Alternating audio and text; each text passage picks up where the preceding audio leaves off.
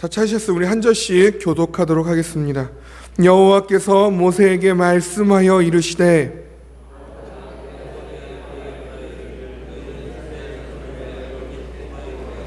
여호와는 내게 복을 주시고 너를 지키시기를 원하며 여호와는 그 얼굴을 내게로 향하여 드사 평강 주시기를 원하노라 할지니라 하라.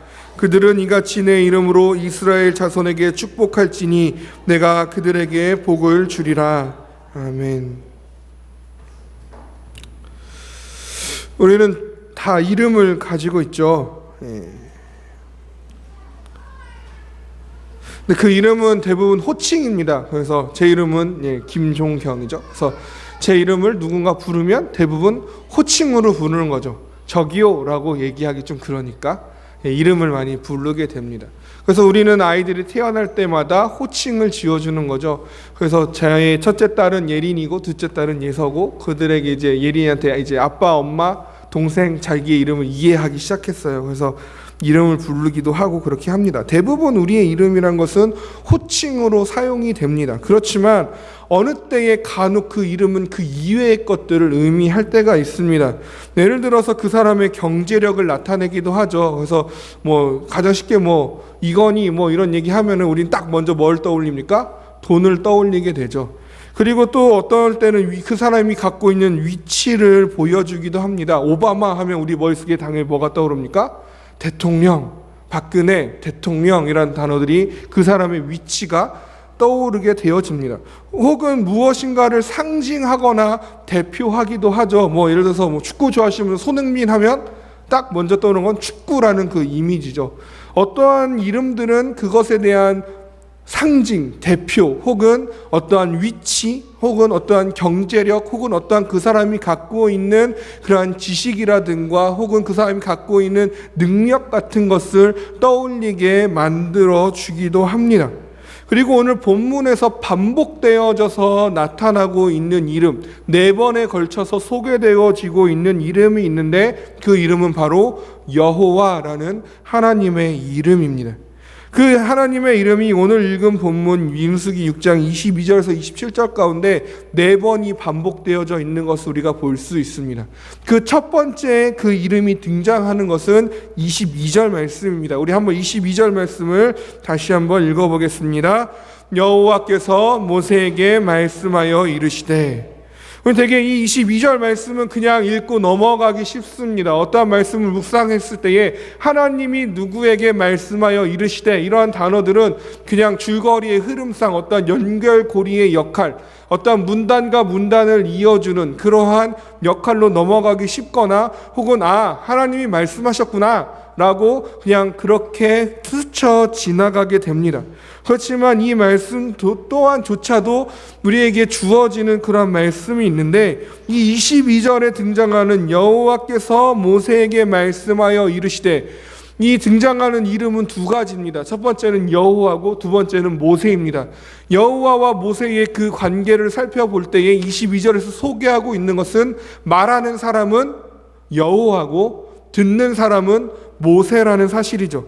따라서 이것을 통해서 우리가 유추해 볼 수 있는 것은 23절부터 나와 있는 이야기는 누가 하신 이야기다?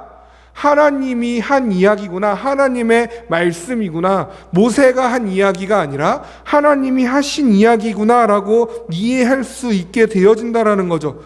그래서 결국 그것은 무슨 의미입니까? 이 22절에서 26절에 이르는 이 단락의 말씀의 기원이 어디로부터인가?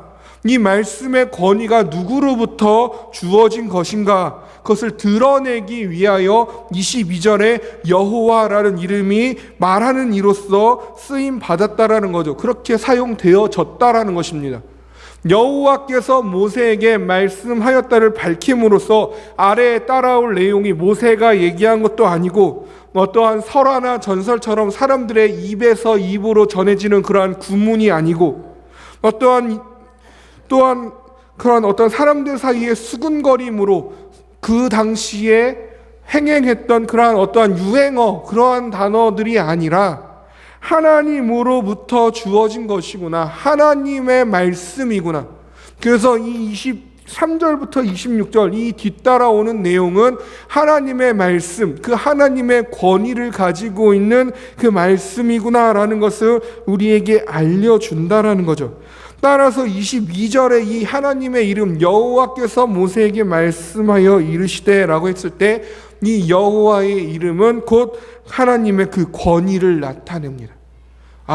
23절부터 26절까지 권위 있는 하나님으로부터 주어진 하나님의 권위가 담긴 말씀, 따라서 우리가 새겨 들어야 할 말씀이라는 사실을 일러준다라는 거죠.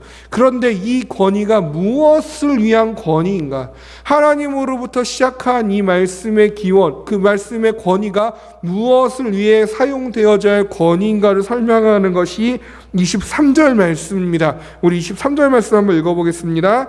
아론과 그의 아들들에게 말하여 이르기를 너희는 이스라엘 자손을 위하여 이렇게 축복하여 이르되.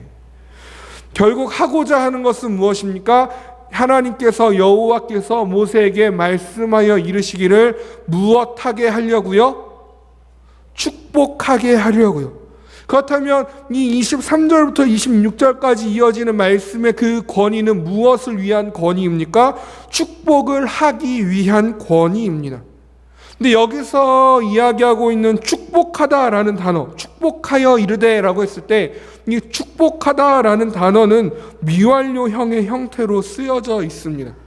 미완료형의 형태로 쓰여졌다라는 것은 무슨 이야기냐면 한번 축복해줘라 라고 얘기하고 있는 것이 아닙니다.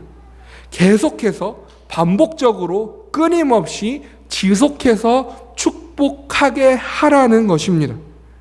계속 반복되어서 축복이 이루어져야 하는 것입니다. 축복은 단 한 번 하고 끝마쳐지는 것이 아니라 계속해서 반복적으로 지속해서 거듭해서 축복이 계속 축복함이 이루어져 가야 한다라는 것을 일러주는 것이 미완료형의 그 형태의 의미입니다. 더군다나 여기서는 우리가 이 개역, 우리 한글 이 성경에서는 그냥 축복하여 이르되라고 되어 있지만 이것을 원어로 히브리어로 보면은 간접 명령의 그 간접 명령문의 그 형태를 지니고 있습니다.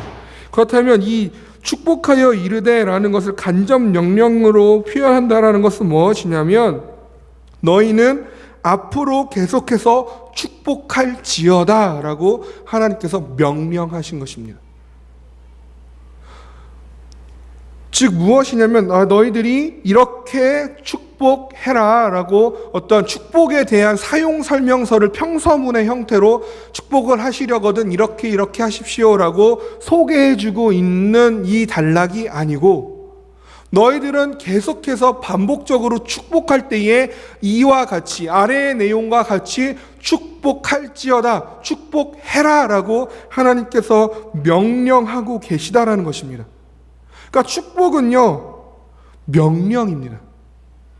우리가 축복해야 하는 것은요 수많은 하나님의 은혜들, 수많은 하나님의 특권들 중에 우리가 마음 내킬 때 혹은 우리가 은혜 충만했을 때 그때 한 번씩 꺼내어서 사용할, 그러니까 수많은 은혜 중에 뭔가 골라서 사용할 그러한 내용의 것이 아니라 하나님께서 명령하신 것이라는 겁니다. 우리는 축복함에 대하여 순종해야 할 의무를 지니고 있는 것입니다. 축복의 권위를 계속 사용하라는 말씀입니다. 따라서 우리는 순종해야 할 하나님의 권위 있는 명령으로서 축복을 받아들여야만 합니다. 그럼 우리가 축복할 때 어떻게 축복을 해야 할 것인가? 24절에서 26절에 세 개의 축복의 내용이 소개되고 있습니다. 우리 화면을 통해서 세 개가 무엇인지 한번 읽어보겠습니다. 여호와는 내게 복을 주시고 너를 지키시기를 원하며, 이것이 첫 번째고요. 두 번째는 여호와는 그의 얼굴을 내게 비추사 은혜 베푸시기를 원하며, 세 번째는 여호와는 그 얼굴을 내게로 향하여 두사 평강 주시기를 원하노라. 세 개의 축복의 내용이 24절에서 26절에 걸쳐서 소개되어지고 있는데 이 축복의 주어가 모두 누구의 이름으로 되어 있습니까? 여호와의 이름으로 되어 있다라는 것입니다. 이것은 무엇을 우리에게 가르쳐 줍니까? 축복의 근원이 여호와가 되시는 것입니다. 축복을 해줄 수 있는 그 대상, 그 축복을 출발점, 축복의 시작점, 축복의 근원이 여호와 하나님이 되었다라는 것이죠. 22절에서 여호와께서 모세에게 말씀하여 이르시되라고 했을 때 이 말씀의 권위가 하나님께 있다. 그래서 그 여호와의 이름이 권위의 그 의미로 쓰였다면 이 24절에서 26절의 이 세 번에 걸친 여호와는 그 축복의 근원, 축복의 시작점이라는 의미를 갖고 있습니다. 그리고 나서 이어 나오는 내용이 무엇입니까? 복을 주시고 그리고 내게 비추사 그리고 내게로 향하여 드사라는 표현이 반복해서 나옵니다. 복을 주시고 내게 비추사 내게로 향하여 드사. 이 세 가지의 표현 역시 아까 우리가 23절에서 축복하다가 미완료 형태로 쓰였다고 했죠. 이 세 개의 표현 역시 미완료 형태로 쓰여 있습니다. 미완료 형태로 쓰였다는 건 아까 무엇이라고 얘기했습니까? 한 번 하고 많은 것이 아니라 단회적인 것, 일시적인 것이 아니라 반복적인 것, 지속적인 것, 계속 이어져 내려가는 것을 의미한다는 거죠. 그렇다면 이것을 그렇게 해석하면 어떻게 됩니까? 하나님께서 끊임없이 복을 주시고 하나님께서 변함없이 계속하여 그의 얼굴을 내게 비추사 하나님께서 여전히 거듭하여서 반복적으로 그의 얼굴을 내게로 향하여 드사라는 그러한 내용이 되어집니다. 그리고 이어 나오는 내용이 무엇입니까? 지키시기를 원하며 은혜 베푸시기를 원하며 그리고 마지막으로 평강 주시기를 원하노라 하죠. 세 가지의 내용이 나옵니다. 첫 번째는 지키시기를, 두 번째는 은혜 베푸시기를, 세 번째는 평강 주시기를 이라는 단어가 나옵니다. 이것은 모두 축복의 결과를 나타내고 있습니다. 그러니까 즉 축복의 근원 되시는 하나님으로부터 지속적으로 하나님이 복을 주시고 얼굴을 비춰주시고 얼굴을 향하여 들어주셔서 끊임없이 계속적으로 우리에게 그 축복의 결과물들을 허락하여 주시는데 그 축복의 결과물들이 뭐라고요? 첫 번째는 하나님의 지키심이며 두 번째는 하나님의 은혜요 세 번째는 하나님의 평강, 그 샬롬이라는 것입니다. 따라서 이 지키심과 은혜와 평강 역시 한 번도 끊어짐이 없이 꾸준히 지속적으로 우리에게 주어지는 축복의 결과가 되어집니다. 언제는 하나님의 은혜가 넘치고 언제는 하나님의 은혜가 메말라버리고 어느 때는 하나님의 평강이 우리한테 충만하고 어느 때는 하나님의 평강이 우리에게 찾아볼 수 없는 언제는 하나님이 나를 정말 든든히 지켜주시는 것 같은데 언제는 하나님이 내버려 두신 것처럼 느껴지는 그래서 하나님의 지키심이 언제는 있고 언제는 없는 것처럼 하나님의 은혜가 어느 때는 나에게 주어지고 어느 때는 내게 주어지지 않는 것처럼 하나님의 평강이 어느 때는 나에게 임했고 어느 때는 임하지 않은 것처럼 여겨지는 것은 잘못된 것입니다. 하나님은 언제나 변함없이 우리를 지키시고 하나님의 은혜는 언제나 어느 때나 우리에게 넘치며 하나님의 평강은 늘 우리와 함께한 줄로 믿으시길 바랍니다. 그것이 하나님이 우리에게 주어지시는 축복의 결과입니다. 그렇다면 이 축복의 결과들이 무엇으로부터 시작된다고요? 하나님, 그 여호와라는 그 이름으로부터 시작된다고요. 그렇다면 우리는 그 하나님의 이름을 가지고 축복의 권위이자 그 근원 대신 그 끊임없는 축복을 샘솟게 하시는 그 하나님의 이름을 가지고 우리는 어떻게 사용해야 하며 그 이름으로 우리는 무엇을 행해야 할까요? 그것이 27절에 소개되어지고 있습니다. 우리 27절 말씀 함께 읽어보겠습니다. 그들은 이같이 내 이름으로 이스라엘 자손에게 축복할지니 내가 그들에게 복을 주리라. 아멘. 여기서 내 이름으로, 즉 여기서 내 이름으로라는 것은 누구의 이름입니까? 하나님의 이름으로. 무엇합니까? 무엇하라고 되어 있습니까? 내 이름으로 축복할지니. 하나님의 이름으로 우리는 무엇을 행해야 하냐면 축복을 행해야 한다라는 것이죠. 하나님의 지키심과 은혜와 평강이 임하기를 원하노라고 축복해야 한다라는 것입니다. 하나님의 이름으로 축복해야 할 것을 명령받은 자들입니다. 그렇다면 우리는 그 명령에 순종해야 한다라는 것이죠. 그렇다면 한번 돌아보시기를 원합니다. 내가 하루를 지내면서 과연 몇 번을 축복하며 살고 있는가? 내가 아침에 눈을 떠서 잠자리에 들기까지 만나는 수많은 사람들의 얼굴들이 있을 텐데 나는 그들에게 하루에 몇 번이나 축복을 하고 살고 있는가? 하루에 몇 번이나 하나님의 이름으로 그들을 축복하고 계십니까? 축복은 명령이라고 하였습니다. 얼마나 그 말씀에 순종하고 계십니까? 늘 그 말씀에, 그 명령에 순종하는 우리가 되어지기를 주님의 이름으로 소원합니다. 27절에 이 축복한다라는 것을 직역하면요, 그러니까 다시 말해서 이 27절의 말씀, 그들은 이같이 내 이름으로 이스라엘 자손에게 축복할지니 라고 되어 있는 것을 히브리어 원문 그대로, 이건 약간 의역한 것이거든요. 우리나라 말로 바꾸다 보니까 의역이 되었습니다. 근데 이것을 그대로 직역을 하면 어떻게 우리가 해석할 수 있냐면, 그들은 이같이 내 이름을 둘지어다가 됩니다. 그들은 이같이 이스라엘 자손에게 축복할지니, 이 말은 그들은 이같이 이스라엘 자손에게 내 이름을 둘지어다가 되어진다라는 것입니다. 그러니까 결국 축복한다라는 것은 무엇입니까? 하나님의 이름을 두는 것입니다.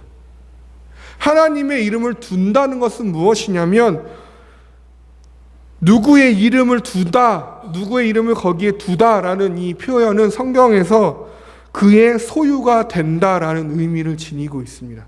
그러니까 즉 이스라엘 자손에게, 하나님의 이름으로 이스라엘 자손에게 축복할지니, 하나님의 이름을 이스라엘 자손에게 둘지니, 하나님의 이름을 이스라엘 자손에게 두었다라는 것은 이스라엘 자손은 누구의 소유라는 이야기입니까? 하나님의 소유라는 이야기가 되어집니다. 축복함을 통하여서, 하나님의 이름을 두는 것을 통하여서 그의 소유된 백성이 되는 것이고, 그의 소유된 백성은 하나님의 지키심과 그 은혜와 그 평강의 복을 누리게 되는 것입니다. 그런데 이러한 일들이 누구를 통하여 일어나고 있습니까? 하나님의 이름을 두는 자들은 누구라고 이야기하고 있습니까? 27절에서는 누가 이 일을 행합니까? 축복하는 자가 누구입니까? 그들이라고 되어 있죠. 그들은 축복할지니입니다. 그들이 지금 하나님의 이름을 이스라엘 자손에게 두고 있습니다. 그러면 27절에서 이야기하고 있는 그들은 누구입니까? 23절에서 밝히 이야기하고 있는 아론과 그의 아들들이 되어집니다. 아론과 그의 아들들은 이같이 내 이름으로 이스라엘 자손에게 축복할지니가 되어집니다. 근데 아론과 그의 아들들은 우린 이미 알고 있죠. 어떠한 직분을 상징하고 있습니까?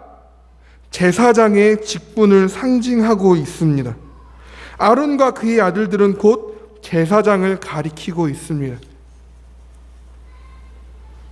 따라서 제사장은 그의 소유된 백성들에게, 하나님의 소유된 백성들에게 축복의 근원이자 권위가 되시는 하나님의 이름을 두는 자들입니다. 하나님의 이름을 둠으로써 그들을 하나님의 백성으로 만드는 자들입니다. 그래서 그들로 하여금 하나님이 더하여 주시는, 끊임없이 베풀어 주시는 그 하나님의 복, 지키심과 은혜와 평강을 누리게 하는 자들입니다. 그들이 바로 제사장이라고 불리우는 자들입니다. 구약시대의 제사장은 명확했죠. 아론 자손의 계열의 레위 지파, 아주 명확하게 누가 제사장인지 밝히 알 수 있습니다.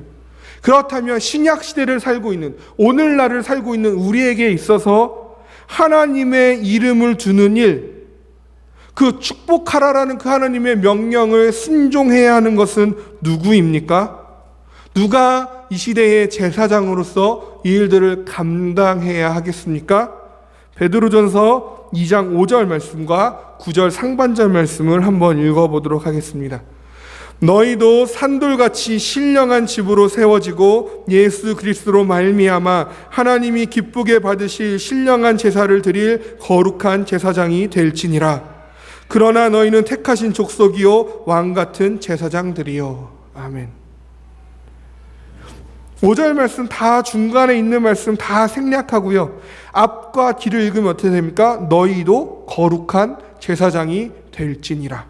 9절 상반절 말씀이면 너희는 왕같은 제사장들이요. 그러면 거룩한 제사장이 되는 자들, 왕같은 제사장들은 누구입니까? 너희입니다. 그럼 그 너희는 누구를 가리키는 이야기입니까? 첫 번째는 1차적으로는 베드로전서라는 그 편지를 받아든 그 당시 그 지역 교회에 있는 교인들이었겠지요.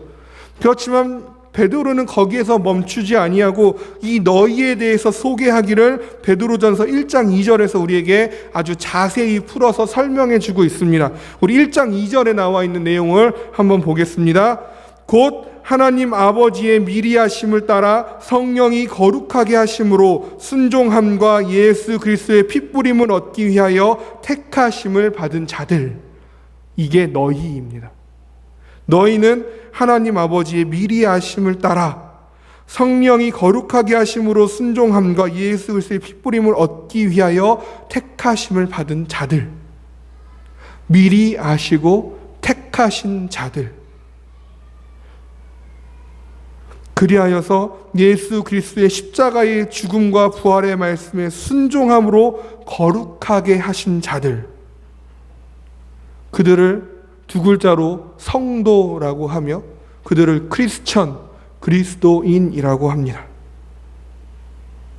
그렇다면 바로 지금 이 시간 이 자리에 앉아있는 예수 그리스도를 나의 구원자로 믿고 있는 우리 한 사람 한 사람이 너희인 줄로 믿습니다.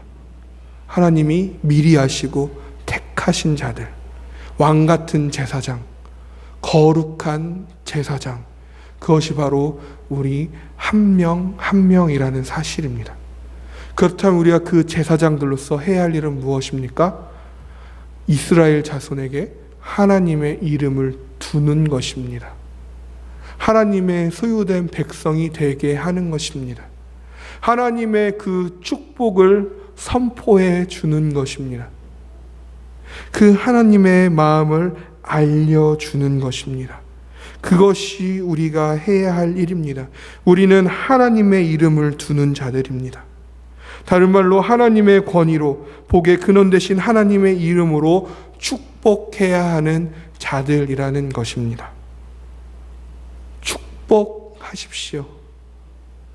매일같이 순간순간 날마다 축복하십시오. 내 눈에 보이는 자들, 내가 만나는 자들, 나와 대화하는 자들에게 하나님의 이름을 두십시오. 그들을 하나님의 소유된 백성으로 삼으시기를 원합니다. 나의 가족을, 이웃을, 교회를, 나라와 민족을 축복하십시오. 이것은 하나님의 권면도 아니며 하나님의 부탁도 아니고 하나님의 명령입니다. 이에 순종함으로 하나님의 복이 온 땅에 넘치게 하길, 그러한 곳에 쓰임받는 복의 통로가 되어지기를 주님의 이름으로 축복합니다. 우리 같이 기도하겠습니다. 시작 기도하실 때 두 가지로 말씀을 들으면서 기억하시며 기도하기를 원합니다. 하나님의 권위로 복의 근원 되신 하나님의 이름으로 축복하라는 명령에 순종하는, 그렇게 하나님의 이름을 두는 축복의 삶을 살게 하여 주시옵소서. 하나님, 나의 입술을 통하여 나의 가족들, 나의 이웃들, 나의 동료들, 나의 친구들, 나의 선후배들, 이 나의 교회와 하나님의 교회와 이 나라와 민족을 향해 늘 축복하는 그러한 인생, 그러한 복의 통로가 되게 하여 주시옵소서. 나로 인하여 하나님의 이름이 온 땅 구석구석 두어지는, 놓여지는, 그렇게 하나님의 소유가 되는 일이 일어나게 하여 주시옵소서. 우리 같이 기도하도록 하겠습니다.